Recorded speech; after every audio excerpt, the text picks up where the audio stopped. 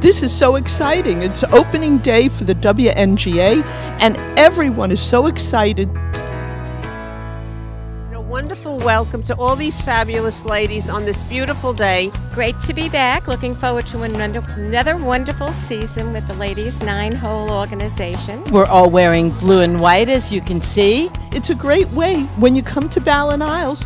This is a way to meet new friends, and also I see people meeting friends they haven't seen in years, and they know from way back when. Wonderful seeing everybody after a terrific summer, and hope we're going to have a fantastic winter season. And we have the WNGA to thank for organizing a phenomenal day in the honor of Scripps, and for all the friendships that we have here. We celebrate them. And we're going to have a great time, a great season, and a great year. And that's all we could ask for. What else? And we're playing for Scripps Cancer Research.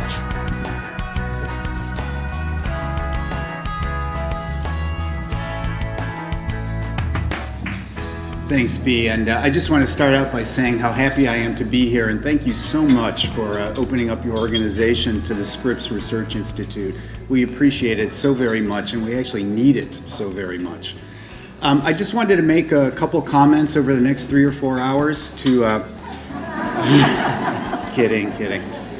I thought I'd begin my remarks, though, rather than diving into any kind of detailed science right away or anything, to explain to you what the Scripps Research Institute really is, why it's here, and perhaps why it should be important to you. And I might begin by stating that I think many people don't necessarily understand all of the activities that go on behind the curtain of medicine, if I can call it that. Their interface with the whole medical complex is usually just when you get sick, you go to the hospital, and wonderful clinical people take care of you using the best tools that they have available. As we all know, unfortunately, many times those tools are insufficient to do the job, and there's a lot of tragedy because of that. What the Scripps Institute is a research engine behind that scenes. So we look at those non-optimal outcomes in medicine, and we ask, what is the problem? What can we do? What kind of new tools can we provide our physician colleagues? So I think all of you probably know that physicians don't develop drugs, people like we do. I'm a PhD, not an MD. I'm okay with that, although, I got to tell you this one funny story that I told one of your members.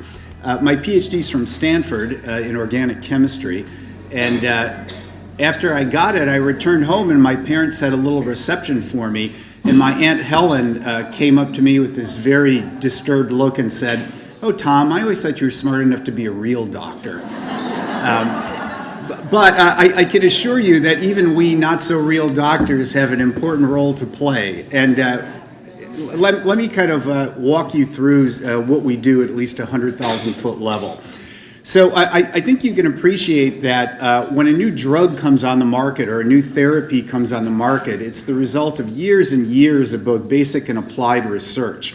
The steps that go into this are the discovery of the mechanism of whatever illness we're talking about. Let's say if it's a particular type of cancer, what makes that cell grow out of control to eventually form a tumor? Another great example would be AIDS. My wife, who is a real doctor, was training in San Francisco in the 1980s when young men started coming in with these weird cancers and dying like flies, and no one had any idea what was going on. That led to a basic research assault on this disease, which resulted in the discovery of the AIDS virus, HIV. People then delineated how HIV grows, lives, etc. That illustrated drug targets in the virus, and those drugs were then developed. And what are drugs? They are chemicals that block, in this case, a viral protein from doing what it needs to do to kill you, right? So those three major steps are behind every single drug or every single therapy that you get when you finally interface with the health system. And to discover all of that stuff takes an enormous infrastructure, an enormous amount of effort, of which places like Scripps are an integral part. So that's what we do. We do everything from basic research through drug discovery. We are an almost unique entity in the United States that things that are discovered at Scripps run all the way through the drug discovery process. We then spin out biotechnology companies to develop these things and eventually move them into clinical trials. We are one of a very, very few institutes in the United States that's capable of doing this. The other thing you should know about Scripps is it's a very, very high-level institute. There are 2 Nobel Prize winners, 18 members of the National Academy of Sciences. This is an elite scientific organization, and with all due respect to my colleagues in Gainesville and elsewhere, Florida has not seen anything like this previously. And it's going to be an engine that really will transform the biotechnology economy down here once we have a little bit more time. Scripps just celebrated their 10th anniversary, but in effect, we've really been in business for 5 years. That's how long we've had our buildings. But things are going really well, and lots of cool things are going to come out.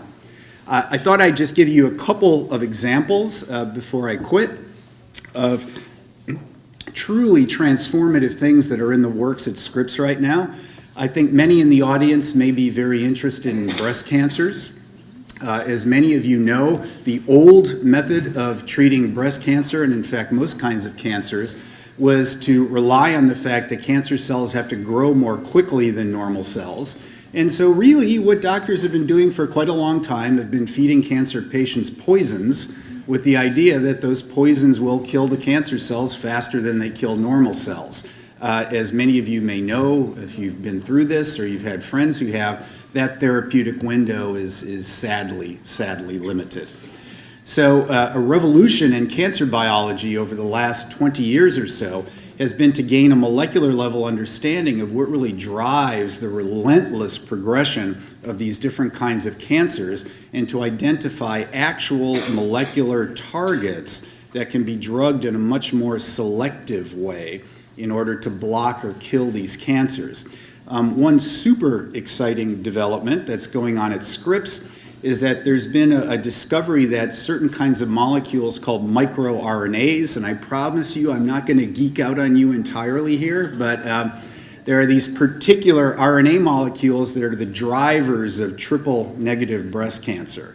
And it's now very, very clear that if we can intervene at this particular step, it would be an enormous advance in the treatment of breast cancer.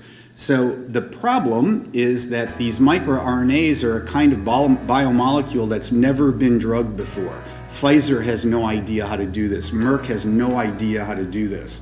So at Scripps, a colleague of mine, Matt Disney, and Disney, he should be working in Florida, right?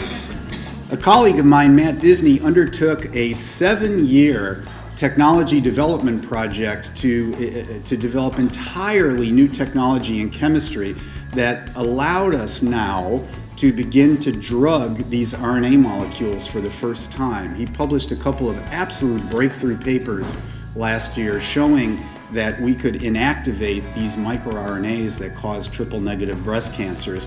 And the results, at least in mouse models, but very good mouse models, are astounding, just astounding. So Matt is now actually negotiating with the pharma companies who now look at his lab and say, oh, now we think we know how to do this.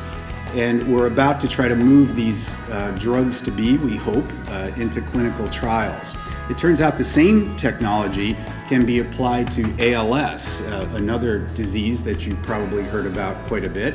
It turns out that in about 50% of ALS cases, there is again one of these rogue RNAs that normal people don't have that drives the relentless neurodegeneration that kills ALS patients. Matt has also developed a drug that completely blocks this process. So these are transformative events. So I could go on, but I guess a good analogy is that we're not the James Bond, but we're sort of the Q, if any of you are fans of James Bond movies, right? So we're the guys who make the cool weapons and the fancy cars that drives themselves, etc. And then we hand them to our physician colleagues so they can go play James Bond with the patients, right? physicians like this. I gave this analogy once at a medical meeting, and I heard a couple people ordering drinks that were shaken and not stirred. So it's really, really important for all of this work to go on behind the scenes of medicine to really achieve the next generation of breakthroughs. We appreciate so much of your support in helping us do this.